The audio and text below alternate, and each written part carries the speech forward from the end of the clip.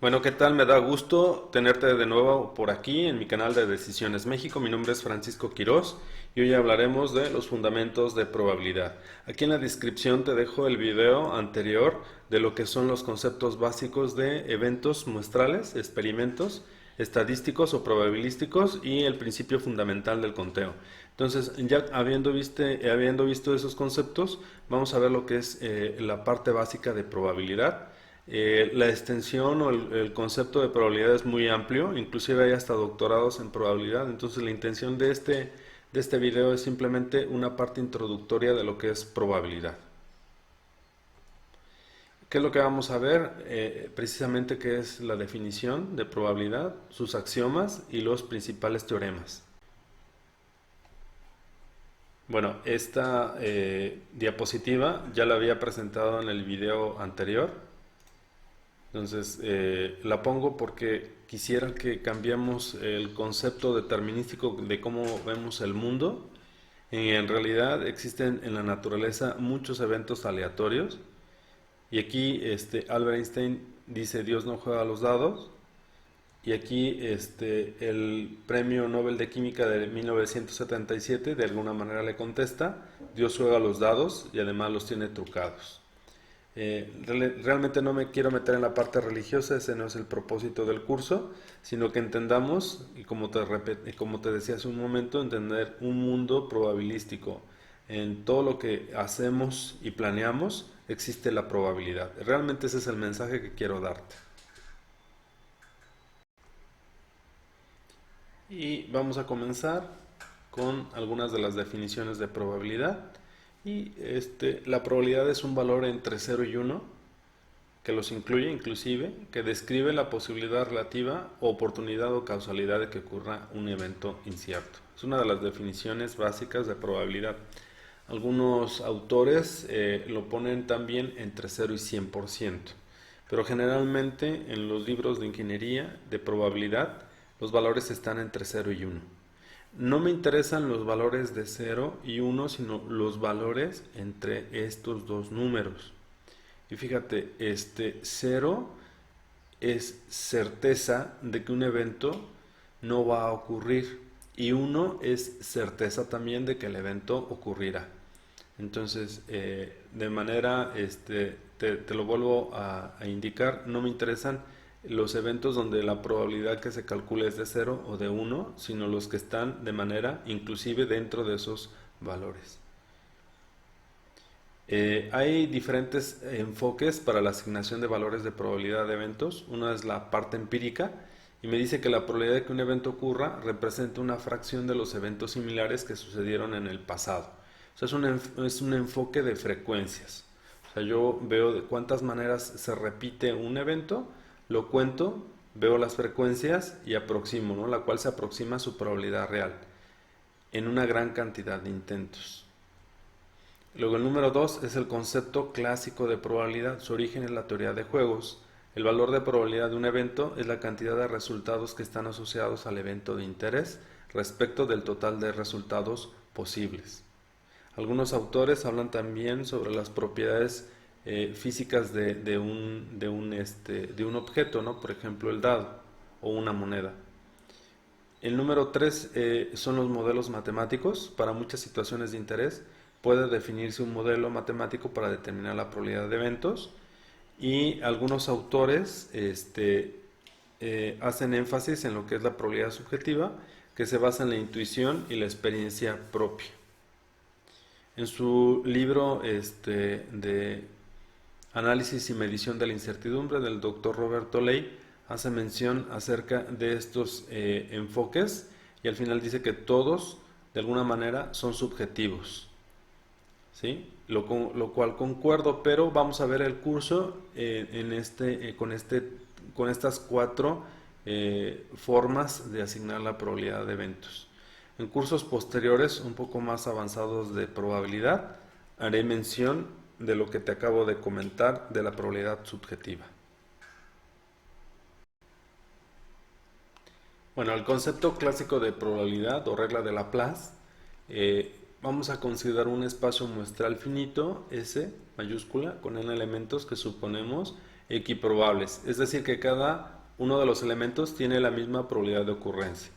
Y la probabilidad de que ocurra cada resultado será, vamos a poner a partir de ahora, P, que significa probabilidad, y entre paréntesis, en este caso, el evento I, que es igual a 1 sobre n. Si un suceso A está compuesto por K elementos del espacio muestral, su probabilidad de A es igual a K por 1 sobre n. También es conocido como, en el numerador son los casos favorables entre los casos posibles. Es decir, n número de elementos que hay en A entre el número de elementos que hay en S. Vamos a ver los axiomas de probabilidad. Los axiomas son las bases. Inclusive si tú buscas la definición de axioma, es que es tan evidente de entenderlo que no necesita una demostración. Entonces, bueno, no me quiero meter en la parte matemática, no es el propósito del curso, pero en ingeniería vemos axiomas y teoremas. En este caso, el axioma, como te repito, es algo que no necesita una demostración como tal. Ahora, el inciso B es: ¿cuáles son las probabilidades de que calificara el aditamento como bueno, muy bueno o excelente? De nuevo, la clave es el O. Más adelante nos vamos a dar cuenta que la clave es I. Entonces, que I es la intersección. Aquí la unión es la letra O. Entonces, bueno, muy bueno o excelente. Entonces, bueno es .32, muy bueno es .21 o excelente, que es .11. Por lo tanto, sumamos .32 más .21 más .11 es igual a 0.64. Vamos con el teorema 2, que es la regla para calcular la probabilidad de un evento. Si A es un evento en el espacio muestral finito S con n puntos muestrales, sean E1, E2 hasta n los resultados que comprenden el evento A. Los puntos muestrales son son las Es, ¿no? Son los puntos muestrales. En un video anterior ya sabemos cómo calcular los elementos o puntos muestrales de un espacio muestral. Ahora vamos a utilizar esos conceptos en este teorema 2, regla para calcular la probabilidad de un evento. La probabilidad de A es igual a la probabilidad del punto muestral 1 unión el punto muestral 2 unión así hasta el punto muestral n, que es igual a la probabilidad del punto muestral 1 más la probabilidad del punto muestral 2 más la probabilidad del punto muestral 3, así hasta la probabilidad del punto muestral n. Vamos a ver varios ejemplos. El primero de ellos es: al lanzar un dado, ¿cuál es la probabilidad que al lanzarlo salga un número par? Entonces ya habíamos visto cuáles son todos los elementos del espacio muestral, que son 1, 2, 3, 4, 5 y 6, y el evento de interés es que sea par. Entonces es el punto muestral 2, el punto muestral 4 y el punto muestral 6. Entonces ponemos E subíndice 2 igual a 2, E subíndice 4 igual a 4, E subíndice 6 igual a 6.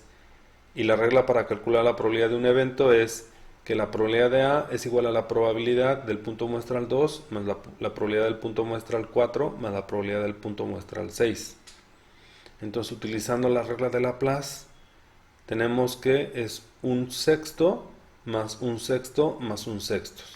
¿Por qué? Número de casos favorables entre casos posibles. ¿Cuántos 2 hay? Hay 1. Y el total de casos posibles es 6. Es por eso que es un sexto. Más un sexto igual al 4. Solamente hay un 4 en el lanzamiento del dado y hay un 6. Entonces sumamos un sexto más un sexto, son 3 sextos, que es igual a un medio, igual a 0.5. Veamos otro ejemplo, el ejemplo 2. Una moneda balanceada se lanza 3 veces al aire.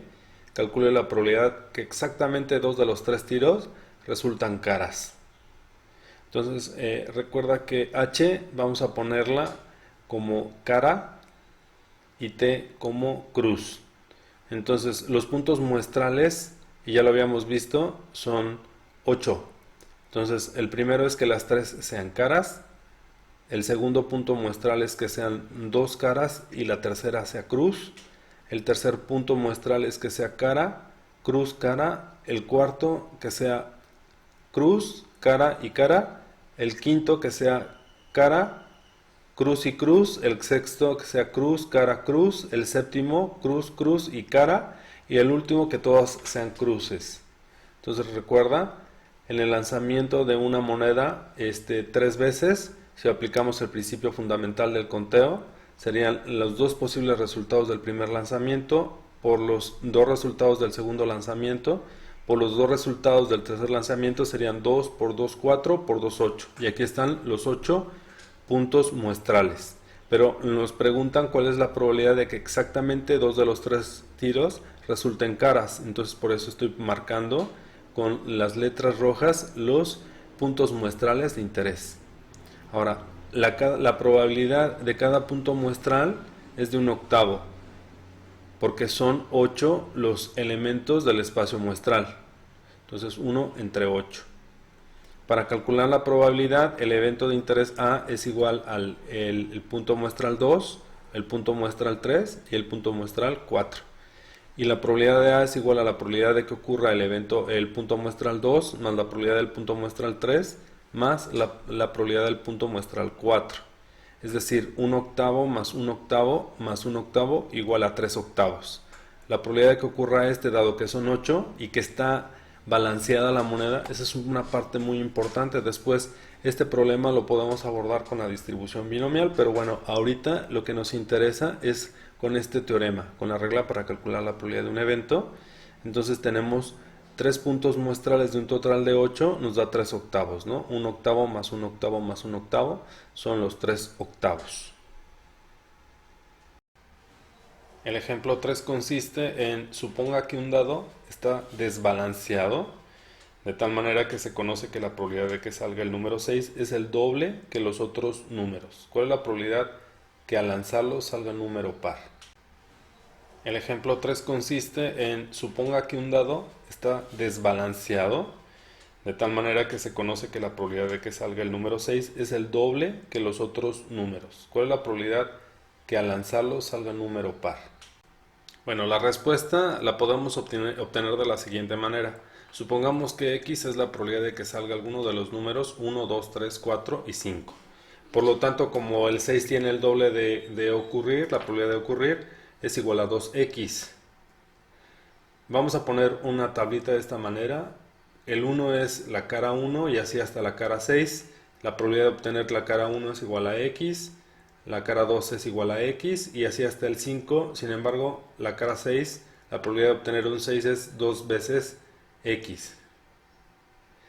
Si lo ponemos en forma de ecuación, quedaría X más X más X más X más X más 2X. Es igual, acuérdate que la suma de las probabilidades es igual a 1. Entonces ya podemos sumar primero las X para poder despejarla. Quedaría 7X igual a 1 y quedaría como X igual a un séptimo. El evento de interés es 2, 4, 6. ¿Cuál es la probabilidad de que es igual a 2 séptimos? Entonces un séptimo más 2 séptimos es igual a 4 séptimos. Y esa es la probabilidad de que al lanzar el dado salga un número par. Bueno, el ejemplo 4 es el ejemplo de clasificación de automóviles, donde teníamos diferentes condiciones. Te recuerdo, en este caso M1 es el kilometraje bajo, M2 es el kilometraje medio y M3 es el kilometraje alto. Y los precios de compra sería P sub 1 es precio moderado y alto P sub 2.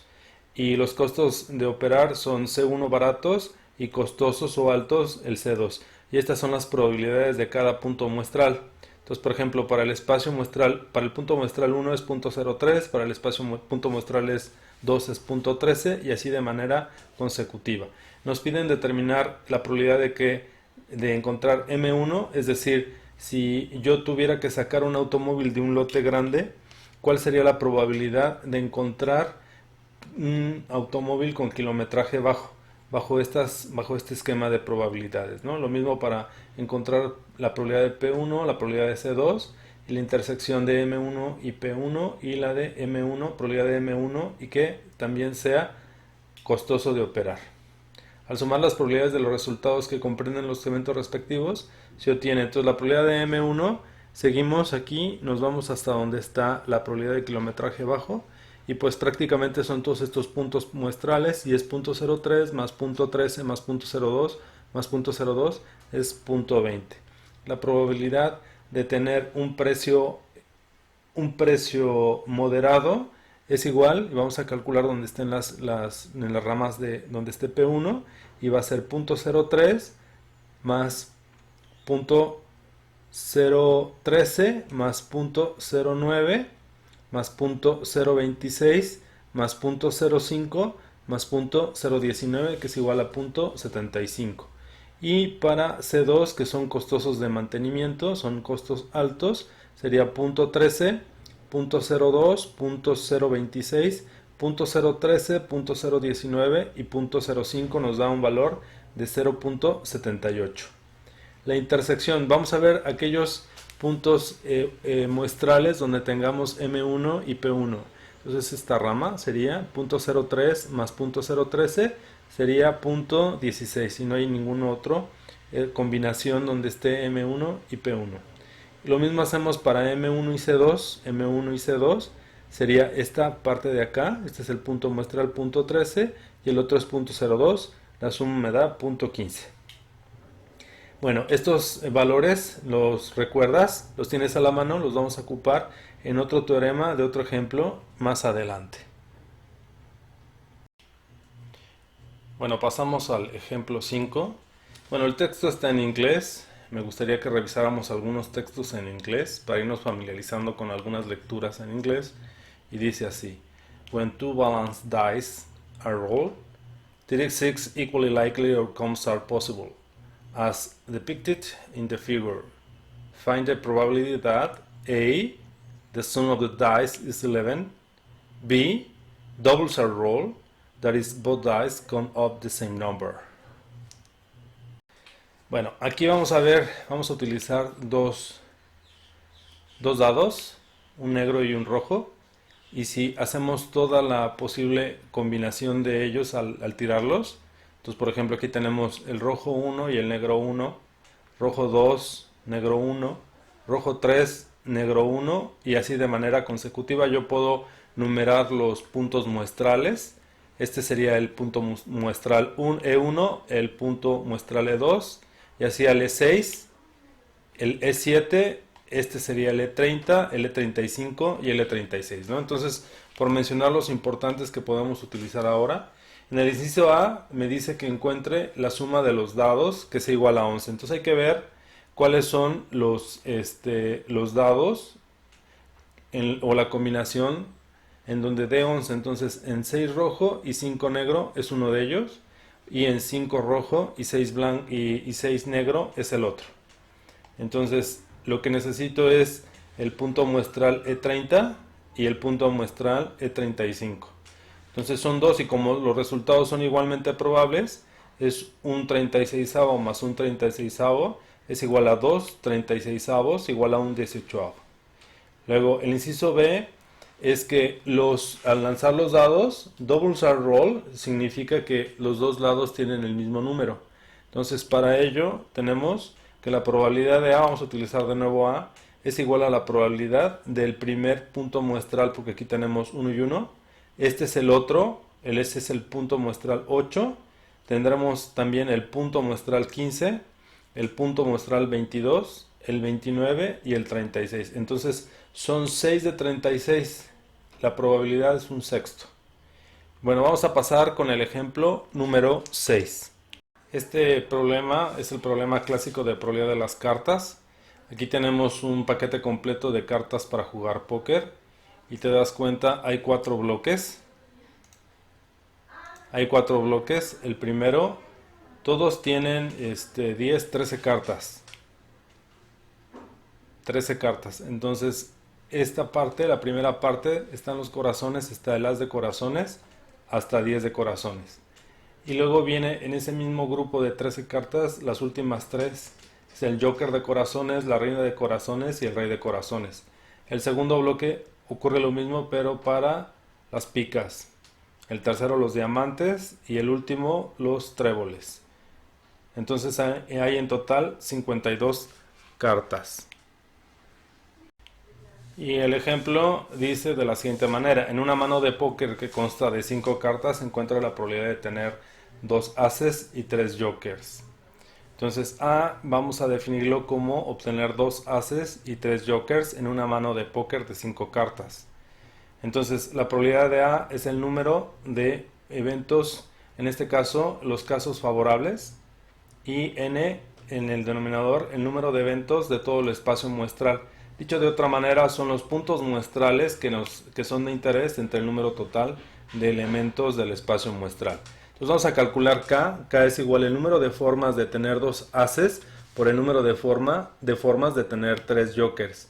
Entonces aquí vamos a tener que recurrir al principio fundamental del conteo. Y la pregunta, ¿importa el orden? Y la respuesta, pues no importa cómo salgan, sino que necesito que tengan 2 ases y 3 jokers.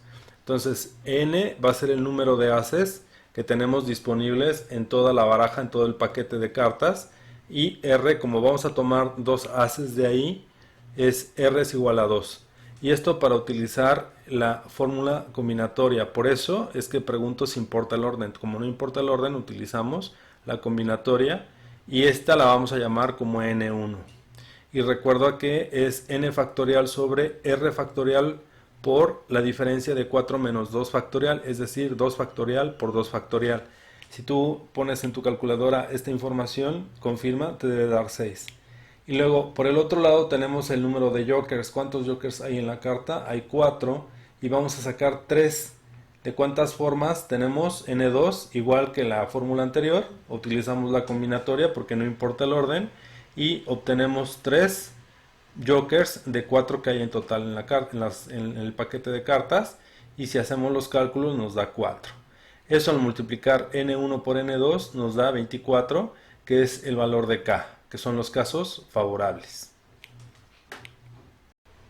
Ahora vamos a calcular el número total de manos que salen de la baraja de 52 de 5 cartas. Pues, ¿cuál es el número total de manos de póker de 5 cartas? Que son los casos posibles. Pues muy fácil, como vamos a sacar 5 cartas, utilizamos la combinatoria. Entonces es una combinatoria de 52 y 5 y es 52 factorial, que es N, entre R factorial, 5 factorial en este caso, paréntesis, 52 menos 7 me da 52 menos 5 me da 47 factorial. Y si tú esto lo haces en tu calculadora, hay una función donde puedes meter directamente estos datos. Te debe de dar 2.598.960 formas de sacar 5 cartas de un paquete de 52 cartas en total. Bueno, la probabilidad de obtener 2 ases y 3 jokers en una mano de póker de 5 cartas es simplemente dividir los espacios muestrales de interés entre el número total de espacios de puntos muestrales, y es igual a 24 entre 2.598.960. Como te darás cuenta, es una probabilidad muy pequeña, que equivale a 0.9 por 10 a la menos 5 o 0.1234 ceros y un 9. Bueno, pasamos al teorema 3, a la regla general de la adición, que dice que si A y B son cualquier evento en el espacio muestral, entonces la unión de los eventos, de los dos eventos, es igual a la suma de la probabilidad de cada uno de ellos menos la intersección de que ocurran ambos eventos. Entonces el ejemplo 1 dice así: ofertas de empleo recibidos por los recién graduados de la Facultad de Ingeniería. Entonces tenemos este diagrama de Venn para ofertas laborales, donde I es igual a una oferta laboral en la industria y G es una oferta laboral en el gobierno. Obviamente, pues puede haber egresados que tengan ofertas tanto de la industria como el gobierno, y se ve aquí en la intersección, o sea, el 12% recibe ambas propuestas. Y en esta parte está el complemento, la probabilidad de que encontremos la probabilidad de que la persona, el recién graduado, tenga una oferta laboral, ya sea de la industria o en el gobierno, es igual a la probabilidad de que tenga una oferta en la industria, más la probabilidad de que tenga una oferta en el gobierno, menos la probabilidad de que tenga ofertas en ambos sectores. Y la probabilidad de que tenga una oferta en la industria simplemente se suma este, punto 18 más punto 12, que es punto 3, y la probabilidad de que tenga una oferta en el gobierno es punto 12 más punto 24, que es punto 36, menos la intersección. Entonces, esta probabilidad que estamos buscando es de 0.54. Bueno, vamos a pasar al ejemplo número 2 y regresamos al ejemplo de los automóviles usados y vamos a encontrar ahora la probabilidad de que un auto tendrá bajo kilometraje o será costoso de operar. Y lo que necesitamos es encontrar la probabilidad de M subíndice 1 unión C2. Y bueno, para recordarte, este es el árbol que hicimos en un video anterior y que expliqué hace rato en uno de los teoremas anteriores. Pero bueno, te lo vuelvo a explicar: kilometraje alto, M1 medio y bajo. Precios moderado y alto, y costos de mantenimiento baratos y altos de operar. Y lo que nos piden es la probabilidad de M1 unión C2. Entonces, para ello, con la regla general de la adición, lo que tenemos que encontrar es la probabilidad de tener un vehículo con alto kilometraje más la probabilidad de tener costos de mantenimiento altos de operar, menos la probabilidad de que ocurran ambos, ¿no? La intersección de M1 y C2. Entonces, del teorema 2 del ejemplo 4 ya teníamos M1. M1 es 0.2 y la probabilidad de C2 de tener costos de mantenimiento altos, el C2 es 0.78. Y la intersección también ya la teníamos, que es 0.15. Entonces, ya haciendo las operaciones, quedaría 0.2 más 0.78 menos 0.15, y la probabilidad de que ocurra, si tomáramos de un lote de vehículos, por ejemplo de 100, y tomáramos al azar uno donde tuviera kilometraje alto o costos altos de operar o de mantenimiento, esa probabilidad sería de 0.83. Bueno, vamos a pasar al ejemplo 3 y dice: de un grupo de 45 estudiantes universitarios, 28 estudian inglés y 16 estudian francés, además de que 12 no estudian idiomas. Prepare un diagrama de Venn que ilustre esta situación y determine la probabilidad de que, al entrevistar al azar a un alumno del grupo, inciso A, este estudie inglés y francés; inciso B, este estudie inglés o francés. Entonces, bueno, yo lo puse de esta manera. Dice: total de estudiantes, bueno, son aquellos que estudian inglés, francés, más los que no estudian, menos los que estudian inglés y francés, ¿no? Con la regla general de la adición. Luego, entonces, podemos despejar esta parte, inglés y francés, y esto es igual a inglés más francés más los que no estudian, menos el total de estudiantes. Este pasa del lado derecho y este pasa del lado izquierdo, simplemente se hizo esa operación. Entonces, tenemos 28 que estudian inglés, 16 que estudian francés, 12 que no estudian idiomas y 45 del total de grupo de estudiantes. Entonces, los que estudian inglés y francés es igual a 11. Por lo tanto, la probabilidad de que estudien inglés y francés es el número de casos favorables entre el número de casos posibles, es 11 sobre 45. Y el inciso B nos dice que estudie inglés o francés. Entonces, mira, aquellos que solamente estudian inglés, porque esto lo vamos a utilizar en la fórmula, son los que estudian inglés menos los que estudian ambos, es igual a 28 menos 11 son 17. Y solo francés son aquellos que hacen o estudian francés menos ambos, es igual a 16 menos 11 igual a 5. Entonces, la probabilidad que nos piden es estudie inglés o francés. Entonces, la unión, probabilidad de inglés o francés, es igual a la probabilidad de inglés más la probabilidad de francés menos la probabilidad de inglés y que estudien francés. Recuerda que la intersección siempre es la I. Y ya tenemos toda esta información. Entonces, aquí es la probabilidad de que estudien solo inglés, perdón, que estudien inglés son 28 entre 45, más los que estudien francés son 16 sobre 45 menos 11 45, es decir, 33 45. Y hacemos un diagrama de Venn y mira, aquí está: los que estudian inglés son 17 más 11 45 son 18, son 28 45, que está aquí. Que estudian inglés y francés 11 45, que es la que calculamos de este lado. Y que estudien francés, es decir, 11 45 más 5 45 son 16 45. que estudien solamente inglés es este número de acá, es 17, 17 sobre 45. Solo francés son 5 sobre 45. Y con esto terminamos este ejemplo. Y bueno, el siguiente teorema es el teorema 4, regla especial de la adición. Si A y B son mutuamente excluyentes, es decir, la probabilidad de A intersección B es igual a 0, simplemente se suma la probabilidad de A más la probabilidad de B, el cual es el tercer axioma de probabilidad que ya revisamos.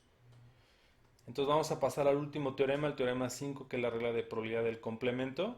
Y dice que si A es cualquier evento en el espacio muestral, entonces la probabilidad de A complemento, y se describe así, A y una línea en la parte de arriba, es igual a 1 menos la probabilidad de A.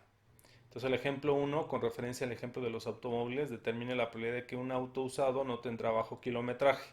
Y B, la probabilidad de que un auto usado o no tendrá bajo kilometraje o no será costoso de operar. Entonces, lo que hacemos para el inciso A es la probabilidad de el complemento de M1. Entonces, 1 menos la probabilidad de M1. Y esta ya la teníamos, que era 0.2. Entonces, 1 menos 0.2 es igual a 0.8.